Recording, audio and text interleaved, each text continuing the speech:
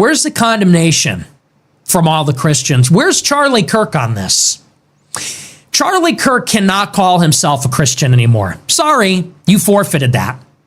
I do not want to hear, and you cannot allow Charlie Kirk to go to one more public event, one more question and answer, one more ask me anything, without being protested, without being shouted down, without being interrogated about this.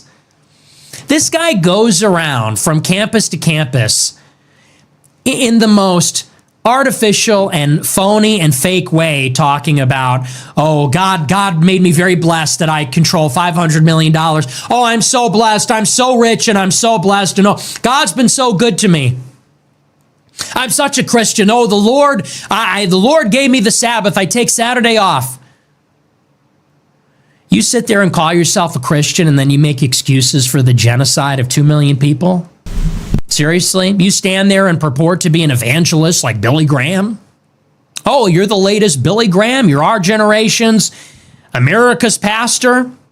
Why? Because you said the right words? Because you said, God bless, God bless. God bless, my friend. Oh, I rebuke the devil in the name of Jesus. And then you go around from campus to campus making excuses for a famine? You have a rabbi from Israel on your show to explain how Israel's not inflicting a famine on these people. That's fake news. That's not a genocide. Israel could kill them all if they wanted to. Seriously? It's disgusting. This is what our country is supporting. And by the way, if any other country was doing this, there would be sanctions. There would be international outcry. We would summon the ambassador from that country. These are subcontractors for Western publications. These are journalists that work for Reuters and the Associated Press being murdered by Israel.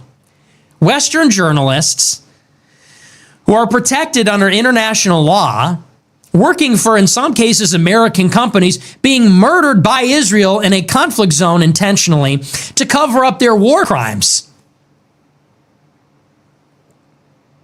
Where's America on this? Where's Trump on this one? Where's the Christians on this one?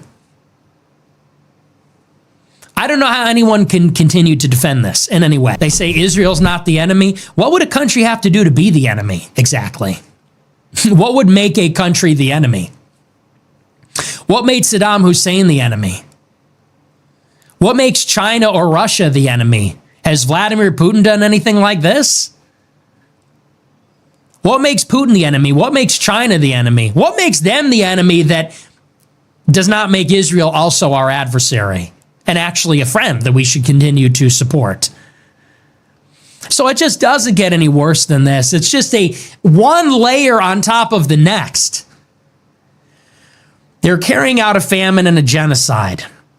They're engaged in a cover-up of it. They're killing journalists to cover it up. And how do they kill journalists? They blow up a hospital first to lure journalists in, then murder them in a second strike. And then they lie about it. And then they tell us, well, that's just a tragic mishap. I would ask another question. I've seen Mark Maron making the rounds. Have you seen this?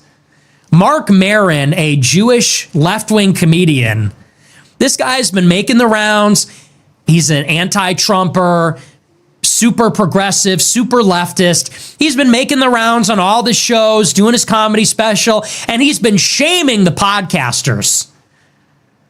Because the podcasters and the right-wing bros have brought a government to power that is fascist and anti-trans and the rest of it.